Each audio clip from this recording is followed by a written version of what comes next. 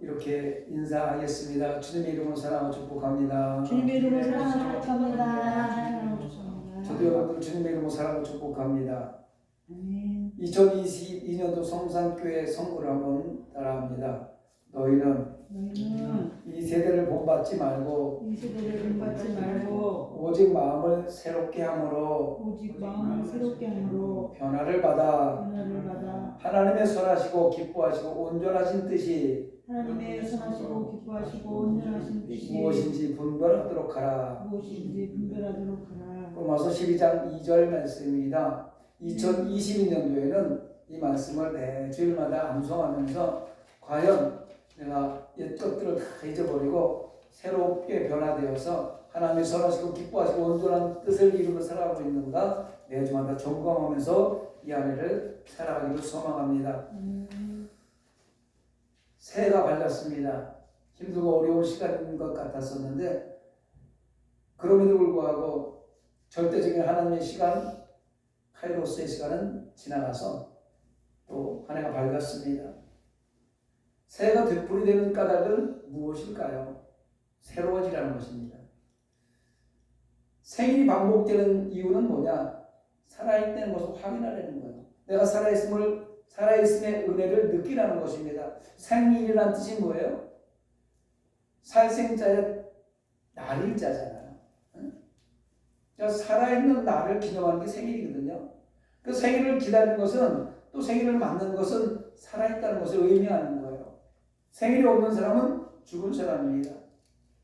해마다 우리가 성탄절 예배를 드리잖아요. 얼마 지나지 않았잖아요. 성탄절 예배를 드리고 찾아오는 것이 뭐냐면 잃어버린 우리의 삶, 잃어버렸던 우리의 삶, 잃어버리고 살았던 구원의 기쁨, 이것을 다시 한번 느끼라고 해마다 성탄절을 기념하는 거거든요. 시간의 신비는 나 자신을 새롭게 하는 데 있는 것입니다. 돌아보면 새로운 것들이 우리의 삶 가운데 늘 다가오잖아요. 그런데 이 새로운 것들이 낯설지 않은 것은 우리가 새로운 것을 바라고 나가기 때문에 낯설지 않은 거예요. 학창 시절에 또는 젊은 시절에 미래의 도화지에 꿈과 소망을 그리워왔던 사람들, 이런 사람들은 새로움이 오히려 친밀하기까지 합니다. 우리는 무엇을 기념할 때마다 꿈을 꾸고 결심을 합니다. 새해를 맞이했으니까 이런 꿈을 가지고 나가야지. 이렇게 결심하고 내가 무엇인가를 이루어야지. 이렇게 하고 나갑니다. 시간의 마디와 매듭에서 새로운 삶을 다짐하는 것은 다시 출발선을 그리는 일입니다. 이제 2022년이 시작되었고 첫 주일 예배를 드리고 있습니다. 새해는 새로운 각오로 모든 것을 새롭게 출발하시길 부탁합니다. 인생은 생일부터 오늘까지다라는 말이 있습니다. 생일부터 오늘까지가 인생이에요. 내가 부르심을 받는 그날, 이 땅의 삶을 다하고 하나님께 부르심 받는 그날 역시 오늘이에요. 그날이 먼 미래에 있는 게 아니고 그날 역시 오늘이라는 시간입니다. 그래서 히브리서 3장 14절에 뭐라고 얘기하냐면 우리가 시작할 때 확실한 것을 끝까지 견고히 잡으면 그리스도와 함께 참여한 자가 되리라. 히브리 기자는 이렇게 말하고 있는 것입니다. 시작을 확실하게 하고 그 시작한 것을 끝까지 놓지 않으면 구원의 은혜를 누린다. 이런 말인 것입니다. 그래서 오늘 레위기 23장 24절을 본문으로 해서 새해를 주신 은혜라는 말씀의 제목으로 함께 은혜를 나누고자 합니다.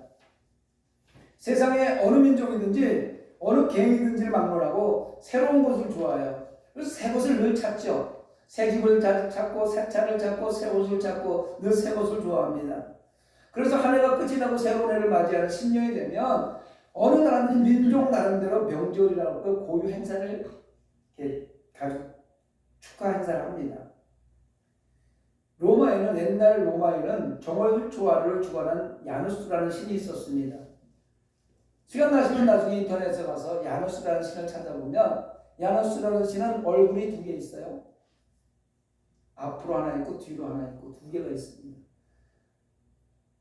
그래서 이걸 나쁘게 표현하면 두 가지 얼굴을 가지고 있다. 속하고 겉이 다르다. 포커페이스를 한다는 거죠. 속에서 막 욕하고 해서 웃으면서 안녕하세요 이렇게 한다는 이렇게 나쁘게 표현하는 데만 사실은 이렇게 나쁘게 표현된 것은 지나오면서 변질된 것은 사실은 왜 두 얼굴이냐면 미래와 과거를 조명하기 위한 현재를 이야기하기 위해서 두 얼굴을 그려놓은 것이 야누스라는 거예요.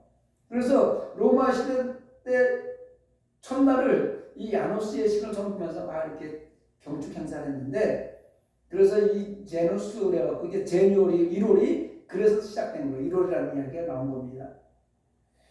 우리나라는 어떻습니까? 정월초하루, 설. 요즘에 신년설도 가끔 쉽니다만은 거의 대부분은 구정설을 쉬잖아요. 까치까치 설은 어저께고요. 우리 설은 오늘이라 해서 구정설을 쉬지 않아요. 근데 구정설을 쉴 때는 한 해 동안 살펴준 그 조상들 인사드리고 막 절하고 이러면서 제사드리고 막 이러잖아요. 이런 기원, 이런 형통함을 기원하는 풍습이 있어요. 그런데 유대인들도요, 이 절기를 지키는 관습이 있습니다. 유대력으로 7월 1일 되면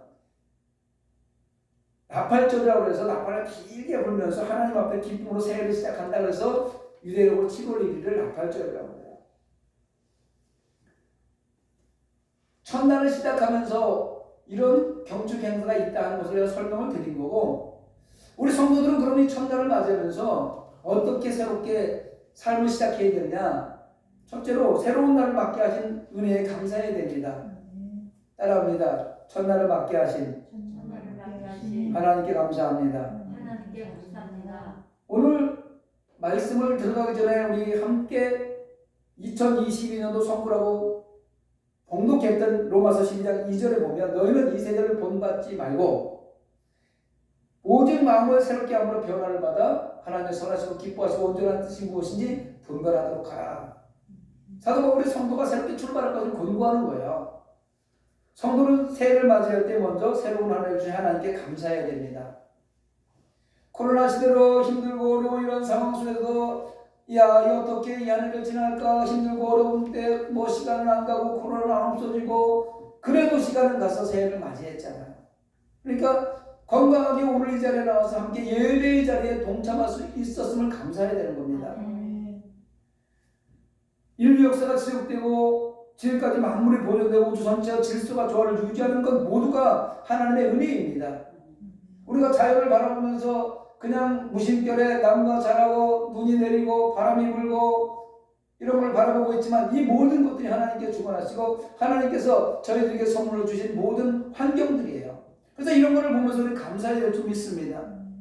그래서 아침에 가도 감동이 요즘엔 없어요. 맨날 뜨는 거니까.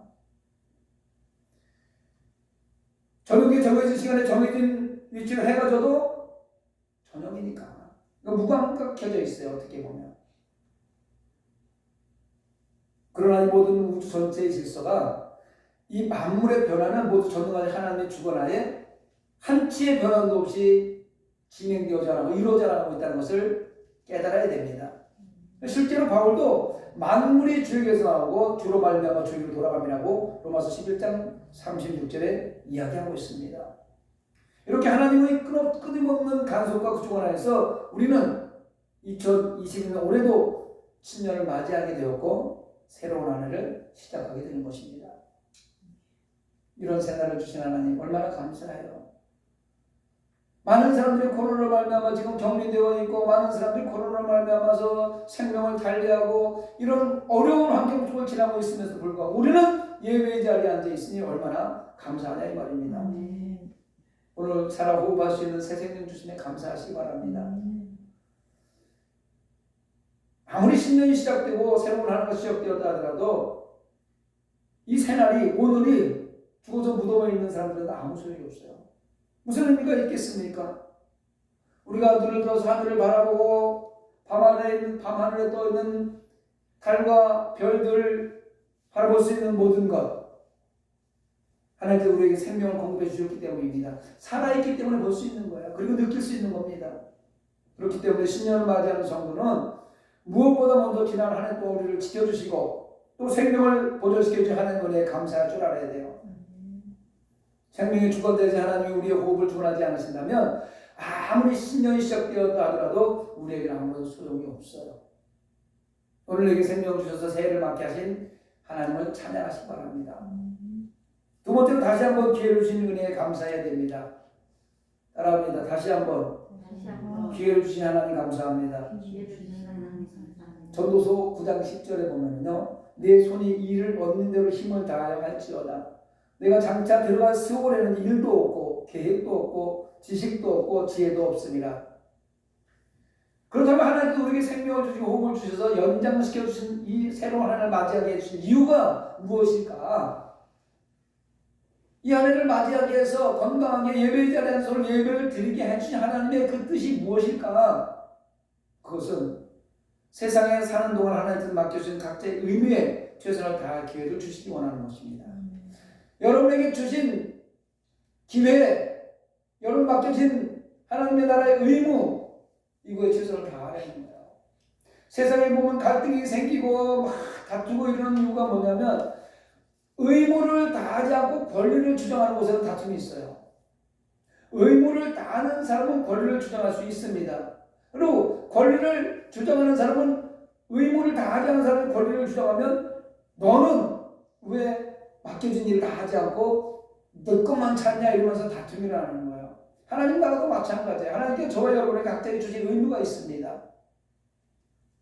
성부영신 예배를 드리면서 나름대로 기도하면서 계획하면서 이 안을 어떻게 살아야지 해마다 우리가 이렇게 한 해씩을 보내잖아요. 그럴 때 우리에게 내만을 주신 우리의 계획은 하나님께 주신 의무일 수도 있어요. 그래서 그 의무를 돌아보면서 내가 과연 의무를 얼만큼 실행에 옮기면서 살아왔는지. 다시 한번 말씀드리면 오늘 내가 살아있으면 의무에 최선을 다할 수 있는 기회를 주신 것입니다. 그 전도서 기자는 하나님께 인생들에게 세상에 사는 동안 해야 할 일과 직업을 주셨다고 했어요. 그리고 인생을 해야 할 사는 동안 그 일에 최선을 다해야 한다고 가르치고 있는 것입니다. 하나님께서 성도가 세상에 사는 동안에 바로 이 일을 잘 완수하도록 하기 위해서 새날을 주시고 오늘도 새 기회를 주신 거예요. 여러분, 기회가 없는 사람은 끝난 거 아닙니까? 무엇인가 새롭게 시작을 했는데 한 번 기회를 나한테 줬을 때 그 기회를 잃어버리면 다시 오는 기회는 없어요. 그래서 오늘 새날을 주시고 새날 첫 주일 예배 자리에 앉아서 예배를 드릴 수 있는 것은 하나님께서 새로운 기회를 주신 겁니다. 그 기회를 잘 포착하시기 바랍니다. 그래서 근면하고 성실하게 올 한 해를 신앙생활도 사회생활도 직장생활도 최선을 다해야 될 것입니다. 교회에서 직장에서 믿음의 공동체에서 나에게 주어진 일은 하나님이 주신 일인 것을 잊지 마시기 바랍니다. 성도는 가정에서 해야 할 일들도 있습니다. 아버지는 가장으로서 가정의 생계를 책임져야 할 의무가 있고 엄마는 가정을 보살피고 자녀를 다스려야 될 의무가 있습니다. 부부는 각기 남편과 아내로서의 역할과 의무가 있습니다. 이게 바뀌어버리면 다툼이 일어나는 거예요. 순서가 바뀌어버리면 다툼이 일어날 수밖에 없어요. 또 뿐만 아니라 자녀는 자녀로서 부모에 대한 의무가 있고 자녀 상호간의 형제 자매로서의 책임과 의무가 있는 것입니다. 올 한 해 동안에 우리 성도들이 가정에서 또 각자의 주어진 책임과 의무에 충실하시기 바랍니다. 작은 것 같지만 가정에서 또 사회생활에서 사업자에서 믿음의 공동체에서 각자에게 주어진 책임과 의무를 다하는 것은 하나님이 세우신 질서에 순종하는 거예요. 작은 것 하나도 순종하지 못하면 하나님께 순종한다, 이것은 거짓말입니다. 궁극적으로 하나님 아버지께 충성을 다하는 행위는 지금 내게 맡겨진 일에 최선을 다하는 거예요. 그렇다면 믿음의 백성들에게 맡겨진 일이 무엇일까? 복잡하게 생각할 필요 없어요.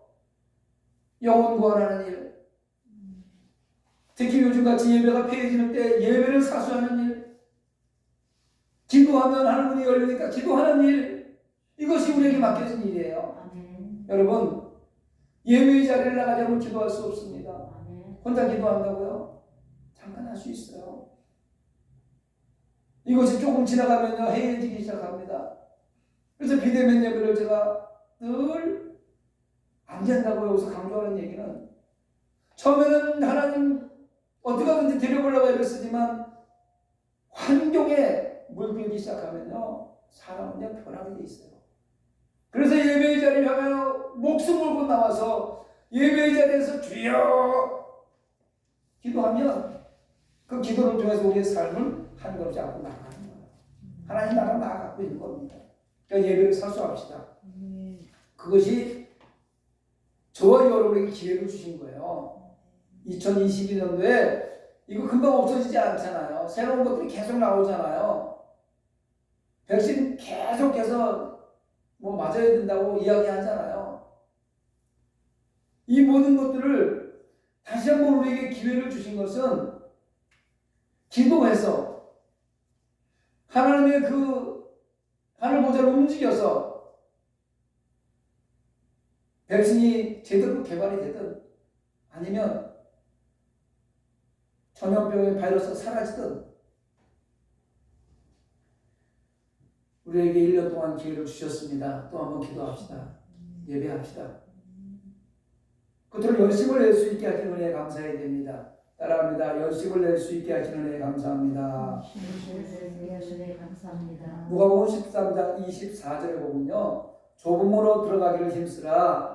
내가 너에게 이르노니 들어가기를 구하여도 못하는 자가 많으니라. 이렇게 기록하고 있습니다. 하나님께서 우리에게 생명을 주시고 또 1년이라는 시간을 주신 것은 경건 생활에 열심을 내도록 하기 위함입니다. 다시 말씀드립니다. 예배 생활에 열심을 하기 위해서 시간을 주신 거예요. 하나님은 누구도 멸망치 않고 믿음을 잘 지켜서 끝까지 하나님의 구원의 방주에 동승해서 천국에 이르기를 원하시고 계십니다. 하나님께서 우리를 만세전에 택하셨기 때문에 하나님께 택하신 백성들, 선광을 하는 남의 실과를 범함으로 말미암아서 하나님과 단절된 그 길을 다시 한번 예수 그리스도 독생자를 보내주셔서 십자가에 못 박아 죽게 하시고 사흘 만에 부활신 그 예수님을 믿기만 하면 누구든지 다시 한번 하나님과 교제할 수 있는, 하나님과 만날 수 있는 길을 열어주신 거 아니겠습니까? 누구든지 예수 믿으면 구원받을 수 있는 기회를 다시 한번 준다는 거예요. 그래서 새해를 또 주신 겁니다. 따라서 우리에게 1년이라는 한 해가 기회가 주어진 것은 신앙생활을 점검해야 됩니다. 지금까지 내가 살아오면서 목회자로서, 사명자로서, 안수집사로, 권사로, 성도로, 장로로 하나님 주신 사명을 잘 감당하고 경건 생활을 제대로 했는지 돌아보면서 이제는 도전하라는 거예요. 다시 한번 도전하는 겁니다. 어제나 오늘이나 지나나 오나나 변함이 없이 태만하게 믿음 생활을 하다가는 언제 주님 다시 올지 모르잖아요. 언제 주님 다시 올지 모르는데 불시에 재림하는 주님 앞에서 부끄러워 나갈 수 있습니다. 두려움 가운데 천국으로 상관없는 삶을 살아갈 수 있다는 이야기입니다. 이번 한 해가, 아니 오늘 이 하루가 죽음을 준비하는 마지막 기회라는 마음으로 열심을 다해 경건하게 생활하시기 바랍니다. 우리는 오늘 이 하루가 하나님께 주신 마지막 날이라고 생각하고 살면 경건한 삶을 살지 않을 수가 없어요. 오늘 이 순간이 마지막이라고 생각해 보세요. 그리고 마지막 이 순간에 천국과 지옥으로 갈림길에 서 있다고 생각해 보십시오. 어떻게 경건하지 않게 살 수 있겠습니까? 어떻게 함부로 살 수 있겠습니까? 미워하고 시기하고 질투하지 말라고 그랬는데 어떻게 사랑에게 비해 순종하지 않고 미워하고 시기하고 질투하면서 남의 말하고 원망하면서 불평하면서 살 수 있겠습니까? 잊어버리지 마시고 순간순간 오늘 이 시간을 나에게 주신 것은 다시 한번 나에게 기회를 주신 하나님, 그 은혜가 너무 감사해서 정말로 경건 생활에 최선을 다하므로 말미암아 하나님을 선하시고 기뻐하시고 온전한 뜻을 분별해서 천국 백성 되시기 바랍니다. 혹시 인간이기에 생각으로 또 마음으로 내 발걸음이 죄악에게 갈 수도 있어요. 그럴 때마다 빨리 생각나게 해달라고 기도하시고 생각날 때마다 하나님 잘못했어요. 용서해 주세요. 회개하는 저와 여러분이 되시길 소망합니다. 사랑하는 성도 여러분,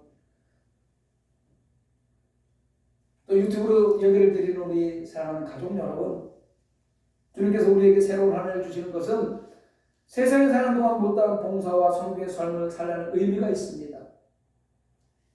사실 우리는 입으로는 그리스도의 사랑을 외치고 있잖아요. 말로는 예수 믿으세요. 예수 믿어야 천국 갑니다. 복음을 전하고 있잖아요. 그런데 우리의 삶의 행동이 구원에 합당한 삶을 살지 못할 때가 얼마나 많이 있는지 몰라요. 부끄러울 때가 얼마나 많이 있는지 모릅니다. 그래서 어쩌면 지금 이 세상에 세상 사람들이 교회를 향하여 손가락질하고 예수 믿는 하나님의 백성들을 조롱하면서 조롱거리가 되어 있는지도 모릅니다. 우리 삶 가운데 나의 삶의 모습을 돌아보면 가장 취약한 부분이 섬김이에요. 봉사하지 못하는 거예요. 나의 가장 취약한 부분이 사랑의 실천에 온전히 다가가지 못하는 이 모습. 그래서 하나님은 올 한 해 동안 못다한 봉사, 부족함, 섬김, 게을렀던 사랑의 실천하라고 열심을 낼 기회를 주신 겁니다. 따라합니다. 봉사합시다. 섬깁시다. 사랑의 실천합시다. 성경의 가장 중요한 건 사랑의 법에, 사랑의 계명에 순종하는 거예요. 최고의 법이잖아요. 왕의 법이란 말이에요. 그 하나님이 무조건 해야 된다고 하는 거예요. 해도 되고 안 해도 되는 게 아니잖아요. 어쩌면 우리에게 마지막으로 주신 기회일지 모릅니다. 2022년 올 한 해 열심을 다해 섬기고 봉사하고 사랑하고 나누고 베풀며 살아갑시다. 작은 교회라고 못한다고요? 아니, 할 수 있어요. 지금까지도 했고요. 코로나로 말미암아서 지금 오후 예배가 지금 못 드려주고 어르신들에게 봉사를 못하고 있지만 간절히 기도하면 할 수 있는 기회가 다시 올 겁니다. 하려고 준비하고 있잖아요. 나눠주려고 싸놓고 있잖아요. 그거 자금이 문제가 아니에요. 내가 할 수 있는 마음만 있으면 하나님께서 반드시 하게 해줍니다. 새로운 한 해를 시작하면서 어떤 계획을 세우고 계십니까? 2020년 세상에서 만난 마지막 한 해로 생각하고 감사하면서 하나님 앞에 부끄럽지 않은 한 해를 다시 한번 살아가기를 주님의 이름으로 축원합니다. 말씀을 생각하면서 우리 잠깐 기도하고